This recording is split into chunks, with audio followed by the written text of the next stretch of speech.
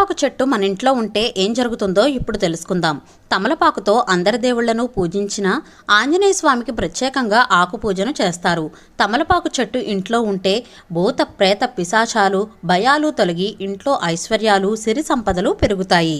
అమృతం కోసం దానవులు దేవతలు సాగరమదనం చేస్తున్నప్పుడు లక్ష్మీదేవితో పాటుగా తమలపాకు చెట్టు కూడా పుట్టిందని నమ్ముతారు. తమలపాకు తీగ మొక్క మన ఇంట్లో ఉంటే సాక్షాత్తు ఆంజనేయ స్వామి మన ఇంట్లో ఉన్నట్లే. ఈ మొక్క ఎదుగుతూ చిగురిస్తూ ఉంటే లక్ష్మీదేవి అనుగ్రహం కూడా మన మీద ఉన్నట్లే. అలాగే అప్పులు తీరి ఆర్థికంగా బాగుండాలన్నా కూడా తమలపాకు చెట్టును ఇంట్లో ఉంచుకోవడం మంచిది. తమలపాకు చెట్టు ఎవరింట్లో అయితే ఉంటుందో వారింట్లో శనీశ్వరుడికి తావుండదు. తమలపాకు చెట్టు ఉండే ఇంట్లో ఎటువంటి గ్రహదోషాలు శత్రుపీడలు ఉండవు. ఆర్థిక సమస్యలు ప్రేత పిశాచాల సమస్యలు తొలగిపోవాలంటే రోజూ ఒక తమలపాకు తీసుకుని ఆకుపై శ్రీరామ అని సింధూరంతో రాసి ఆంజనేయ స్వామి దగ్గర పెట్టి పూజించి మరుసటి రోజు